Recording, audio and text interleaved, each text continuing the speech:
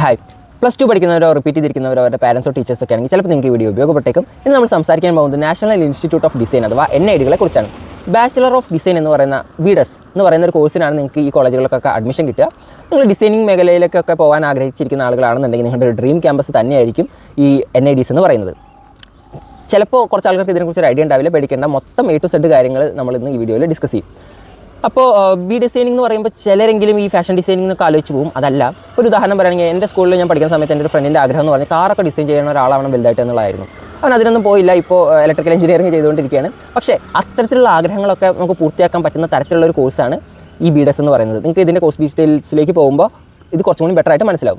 ഈ NIDസിനെ കുറിച്ച് പറയുകയാണെങ്കിൽ മൊത്തം 7 NIDs ആണുള്ളത്. അതിൽ 5 എണ്ണത്തിലേക്കാണ് നമുക്ക് +2 കഴിഞ്ഞ് ഡയറക്റ്റ് ജോയിൻ ചെയ്യാൻ പറ്റും. അതിൽ തന്നെ ബെസ്റ്റ് ഗുജറാത്തിലെ അഹമ്മദാബാദിലത്തെ NID ആണ്. അത് 1961 തുടങ്ങിയ പഴയ ഒരു സ്ഥാപനമാണ്. ബാക്കിയുള്ള NIDs കമ്പാരിറ്റീവ്ലി പുതിയതാണ്. അത് എവിടെയൊക്കെയുള്ള വെച്ച് നമ്മുടെ സൗത്ത് ഇന്ത്യയിലെ ആന്ധ്രാപ്രദേശിലെ വിജയവാഡയിലുണ്ട്, അതുപോലെ തന്നെ ആസാമിലെ ജാർഹാട്ട് എന്ന് പറഞ്ഞ സ്ഥലത്തുണ്ട്, മധ്യപ്രദേശിലെ ഭോപ്പാലിലുണ്ട്, ഹരിയാനയിലെ കുരുക്ഷേത്രയിലുണ്ട്.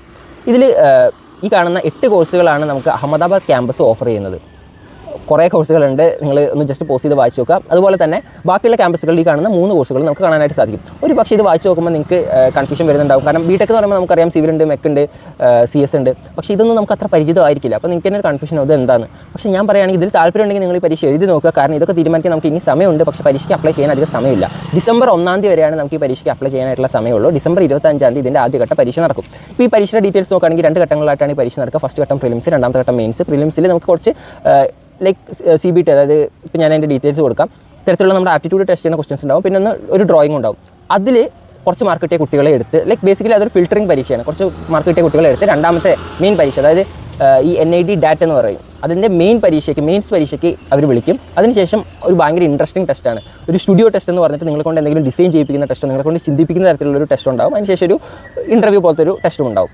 അപ്പോൾ അത് തന്നെ നമ്മൾ നേരത്തെ ജസ്റ്റ് വിട്ടുപോയി. NID DAT എന്നാണ് ഈ പരീക്ഷയുടെ പേര്. Okay, NID design aptitude test. അപ്പോൾ ഇതൊക്കെയാണ് ഈ പരീക്ഷയുടെ ഡീറ്റെയിൽസ് കുറിച്ച് പറയുകയാണെങ്കിൽ കേരളത്തിൽ കൊച്ചിയിലായിരിക്കും നമ്മുടെ എക്സാം സെൻറ്റർ ഉണ്ടാവുക. രണ്ടാമത്തെ പരീക്ഷയുടെ ഡേറ്റ് ഇതുവരെ പ്രഖ്യാപിച്ചിട്ടില്ല. പിന്നെ വേറെ കാര്യം പറയുകയാണെങ്കിൽ ഇതിൻ്റെ ഫീസ് ആൺകുട്ടികൾക്ക് 3000 രൂപയും പെൺകുട്ടികൾക്ക് 2000 രൂപയാണ് വരുന്നത്. So that's it. പിന്നെ ഫീസും ഇതിൻ്റെ ഓപ്പർച്യൂണിറ്റീസിനെ കുറിച്ച് കൂടി പറയുകയാണെന്നുണ്ടെങ്കിൽ ഫീസ് ഇത്തിരി കൂടുതലാണ്. നിങ്ങൾ NID അഹമ്മദാബാദിൽ കോഴ്സ് കംപ്ലീറ്റ് ചെയ്യാൻ പോകുകയാണെന്നുണ്ടെങ്കിൽ ഏകദേശം ഒരു 20 ലക്ഷം രൂപയാവും. ബാക്കിയുള്ള കോളേജുകളിലാണെന്നുണ്ടെങ്കിൽ ന്യൂവർ NIDs ആണെന്നുണ്ടെങ്കിൽ ഒരു 13 ലക്ഷമൊക്കെയാണ് വരുന്നത്.